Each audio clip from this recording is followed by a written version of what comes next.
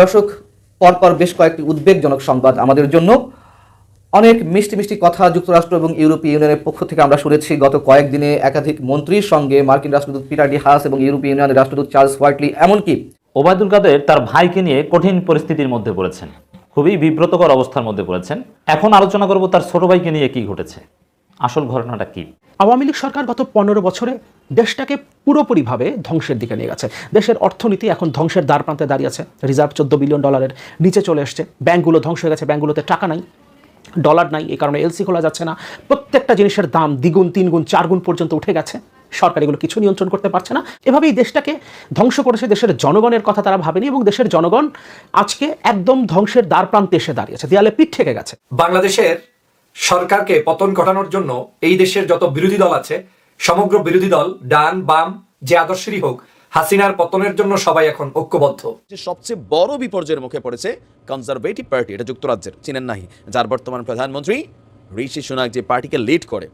তৃতীয় অবস্থানে থাকা রাজনৈতিক দল লিবারেল ডেমোক্রেটিকের কাছে ভরাডুবি হয়েছে এই কনজারভেটিভের। খবর হচ্ছে দ্য গার্ডিয়ানের। আসসালামু আলাইকুম দর্শক, গুরুত্বপূর্ণ একটি নিউজে আপনাদের সকলকেই স্বাগতম। দর্শক, আজকের ভিডিওতে আপনাদের সামনে কয়েকটি ফুটেজ নিয়ে হাজির হয়েছি এবং এই ভিডিওগুলোর প্রত্যেকটি ভিডিওই এই মুহূর্তে আপনাদের জন্য অত্যন্ত গুরুত্বপূর্ণ। প্রিয় দর্শক, যার কিছুটা নমুনা বা অংশবিশেষ আমি আপনাদের ভিডিওর শুরুতেই দেখিয়েছি। দর্শক, আজকের ভিডিওটি দেখলেই এই ভিডিওগুলোর বিস্তারিত আলোচনা আপনারা জানতে পারবেন।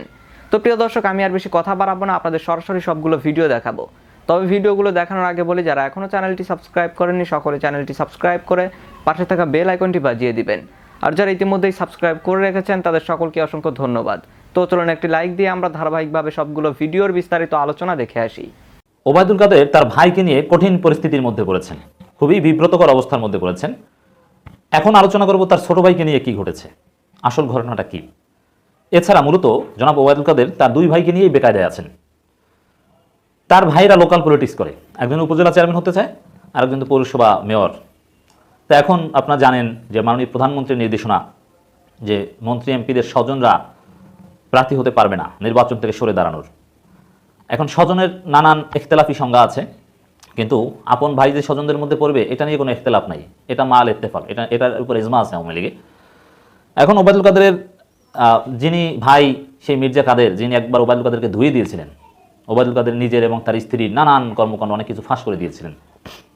পরবর্তীতে আবার ওবায়দুল কাদের বুঝিয়ে শুনে তাকে নিবৃত্ত করেছিলেন, কিন্তু তার বিরুদ্ধে কোনো ব্যবস্থা কিন্তু নিতে পারেনি। ওবায়দুল কাদের সম্পর্কে এমন কোনো কথা নেই যেটা না বলে যেটা বাদ রেখেছেন।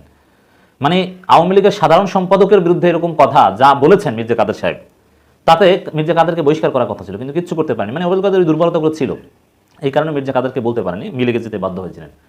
হ্যাঁ, ভাই ভাই দ্বন্দ্ব হলে সেটা মিলে যাওয়াটাই উচিত, কিন্তু সেই দ্বন্দ্বটা রাজনৈতিক দ্বন্দ্ব ছিল, রাজনৈতিক অভিযোগ ছিল। এটা পারিবারিক জায়গা জমি ঠকিয়ে খাওয়ার অভিযোগ নয়, অথবা পারিবারিক ঝগড়ার অভিযোগ নয় যে ঝগড়া করলো মিলে গেল।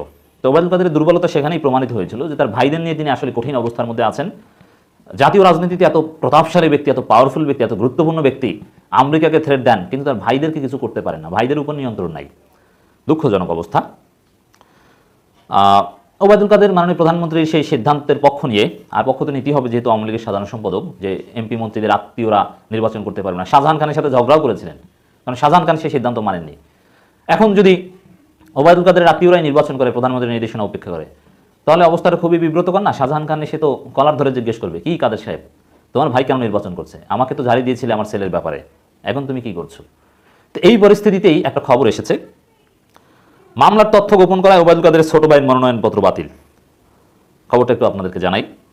নোয়াখালীর কোম্পানিগঞ্জ উপজেলা পরিষদ নির্বাচনে চেয়ারম্যান পদে প্রার্থী আওয়ামী লীগের সাধারণ সম্পাদক এবং সড়ক পরিবহন সেতুমন্ত্রী ওবায়দুল কাদের ছোট ভাই মোহাম্মদ শাহাদাত হোসেনের মনোনয়নপত্র বাতিল করা হয়েছে। এর মধ্য দিয়ে জাতীয়ভাবে ওবায়দুল কাদেরের ছোট ভাই পরিচিতি লাভ করলেন।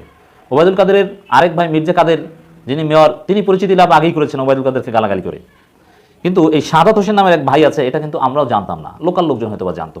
তিনি এবার আলোচনায় আসলেন, তিনি এখন থেকে আলোচনায় থাকবেন। এখন দুইটা বিষয়, এক যে ওবায়দুল কাদেরের ছোট ভাই শাহাদাত সাহেব তিনি স্পষ্টত মাননীয় প্রধানমন্ত্রীর যে সিদ্ধান্ত নির্দেশনা সেটার সাথে দ্বিমত পোষণ করেছেন, তিনি সেটা উপেক্ষা করেছেন। কারণ প্রধানমন্ত্রীর নির্দেশনার প্রতি যদি জনাব শাহাদাত হোসেনের শ্রদ্ধা থাকতো তাহলে তিনি নির্বাচনে আসতেনই না, মনোনয়নপত্র জমাই দিতেন না। এর মানে নির্বাচনে তিনি লড়তে চেয়েছেন, এখনও বলছেন যে আপিল করবেন, এর মানে নির্বাচনে থাকতে চান, যেটা আওয়ামী লীগের সিদ্ধান্তের পরিপন্থী। তো ওবায়দুল কাদেরের ছোট ভাই প্রধানমন্ত্রীর কথা শোনে না, কথা ক্লিয়ার।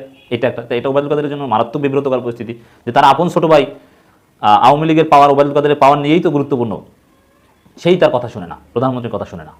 তো এটা বুঝতে পেরেছেন যে রাজনীতি কোথায় গিয়েছে। এমপি মন্ত্রীদের পরিবার, ওবায়দুল কাদেরদের পরিবারের অবস্থা কি?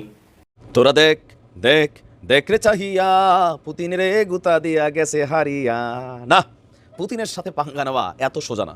অনেকে ভাবে যে পুতিনের ক্ষমতাটা শুধুমাত্র রাশিয়ার একটা নির্দিষ্ট ভূখণ্ডে, বাট পুতিন কাগজে কত বড় শেয়ানা সেটা আস্তে আস্তে পশ্চিমারা দেখতে পাবে। বিশেষ করে যারা শুধুমাত্র পুতিনের সাথে এই কাজগুলো কইরা পুতিনরে চড়াইছে তা না, আজকে একটা স্থিতিশীল বিশ্বকে অস্থিতিশীল পরিবেশ তৈরি করেছে। অন্যায়ভাবে ফিলিস্তিনের বিপক্ষে গিয়ে ইসরায়েলের পক্ষে অস্ত্র পাঠাচ্ছে, সমর্থন দিচ্ছে, সব কিছু মেনে নিচ্ছে। আমেরিকার পরে যে রাষ্ট্রটা সবচেয়ে বেশি অবস্থান ইউক্রেন ইস্যুতে বলেন, ইসরায়েল ইস্যুতে বলেন, সেই রাষ্ট্রটার নাম কি? যুক্তরাজ্য।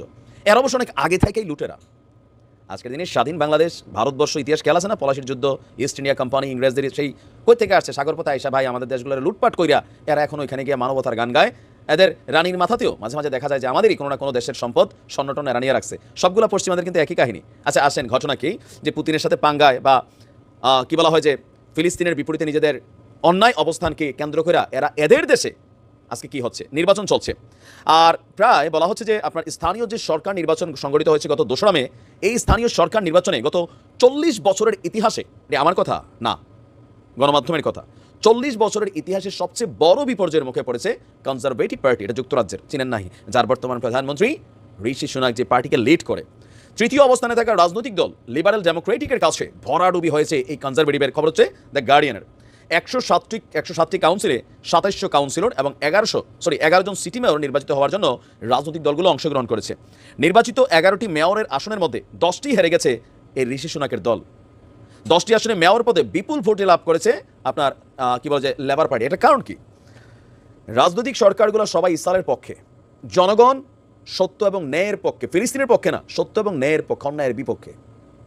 আর জনগণের এই রায়টা ব্যালটের মাধ্যমে ছাপাই দিছে ধাঁচাধাঁচ। আর রেজাল্ট কি আসছে? 40 বছরের ইতিহাস ভেঙে দিছে। কারণ যুক্তরাজ্যের জনগণের পালসটা যুক্তরাজ্যের সরকার মানে না। এই কনজারভেটিভ পার্টি তাদের সংসদ সদস্যরা সংসদে বৈশা বিল পাস করে, দাও $62 বিলিয়ন ইসরায়েলরে দাও, ফিলিস্তিনকে শেষ করে ফেলুক। ওই পুতিনের বিরুদ্ধে লড়াই করতে গিয়ে বিলিয়নস অফ ডলার দিয়ে দাও ইউক্রেনরে। কিন্তু নিজের দেশের মানুষই আজকে না খাইয়া মরতেছে অনেক জায়গায়। অনেক বাংলাদেশি আমার পরিচিত যারা হোটেল ব্যবসায়ী ছিলেন, শেষ একদম জীবনে। আফটার করোনা এই রাশিয়া ইউক্রেন যুদ্ধে এদের বিতর্কিত ভূমিকা, আর পুতিনের সাথে দূরত্ব করতে গিয়ে তেল গ্যাস সংকটে জিনিসপত্রের আকাশচুম্বী দাম, অপরদিকে সাগরে আমাদের ইয়েমেনের বীরদের ঠেলায় জাহাজ ঢুকতে পারে না, দ্রব্যমূল্যের ঊর্ধ্বগতি। অনেক কষ্ট আছে বাঙালি। ফেসবুকে ওই একটা লেখের পার যায় ছবিতে আপনি মনে করেন এরকম ড্রেস পরা, নো, মার্কেটে গেলে 2+1 জিনিস খোঁজে, ডিসকাউন্টের সেল খোঁজে। বাংলাদেশে আসলে আমরা অনেক খরচ, এটা বাস্তবতা, এটা আপনার কাছে কেউ কইতো না, আমরা জানি এগুলা। তো আজকে আপনি দেখেন যে এখানে আমরা যদি দেখি যে সব মিলিয়ে আপনার 1140টি কাউন্সিলর পদ পেয়েছে আপনার labour party, liberal Democratic party যে 521 আর 513, মানে 3 এদের অনেক জায়গাতেই। তো এগুলোর কারণ হচ্ছে কি, যে 11টি মেয়র পদের মধ্যে লেবার পার্টি গ্রেটার লন্ডন, পূর্ব Midlands, Greater Manchester, Liverpool City, উত্তর পূর্ব Salford, South Yorkshire, West Midlands, West Yorkshire এবং ইয়র্ক এবং উত্তর ইয়র্কশায়ার, মানে প্রত্যেকটা জায়গা যেগুলো এদের দুর্গ ছিল, ঘাঁটি ছিল, সেখানে হারছে।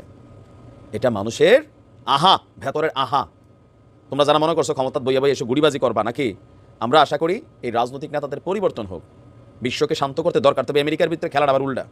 বাইডেন যাই করে এটাই তো ঠেলা নিতে পারতেছে না। ট্রাম্প তো আগেই ঘোষণা দিয়ে লাইছে, আপনি দেখছেন কি ঘোষণা দিছে? পুতিনের সাথে পাঙ্গা নিয়ে অর্থনীতি ধ্বংস হয়েছে, আর ইসরায়েলকে এই সহযোগিতা করে জনতার কাছে এরা আস্থা হারাইছে। আরও অনেক কিছু ঘটবে এদের কপালে। আওয়ামী লীগ সরকার গত 15 বছরে দেশটাকে পুরোপুরিভাবে ধ্বংসের দিকে নিয়ে গেছে। দেশের অর্থনীতি এখন ধ্বংসের দ্বার প্রান্তে দাঁড়িয়েছে। রিজার্ভ $14 বিলিয়ন নিচে চলে এসছে। ব্যাংকগুলো ধ্বংস হয়ে গেছে, ব্যাংকগুলোতে টাকা নাই, ডলার নাই, এই কারণে এলসি খোলা যাচ্ছে না।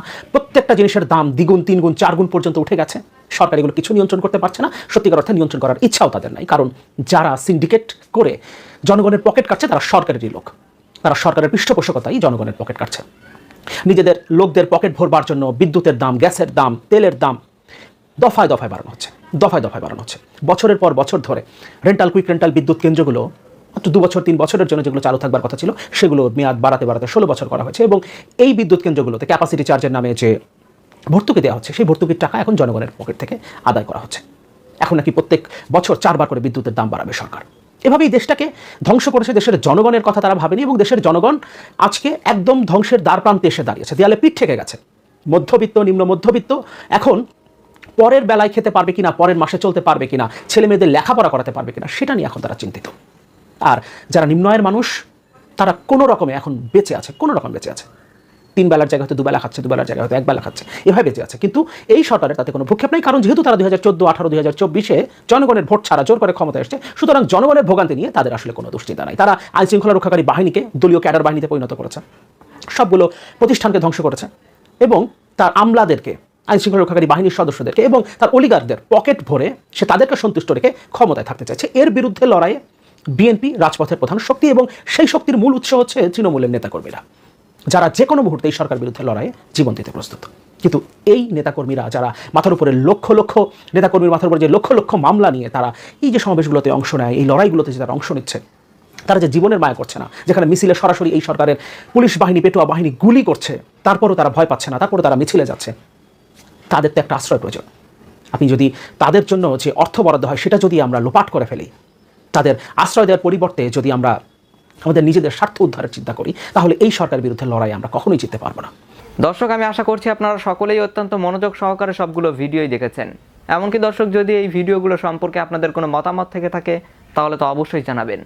সবশেষে জানাবেন আপনি ঠিক কোন জায়গা থেকে আজকের এই নিউজটি দেখেছেন। দর্শক, ভিডিওটি শেষ করছি এখানেই, ফিরছি পরবর্তী নিউজে নতুন কোনো টপিকে। আল্লাহ হাফেজ।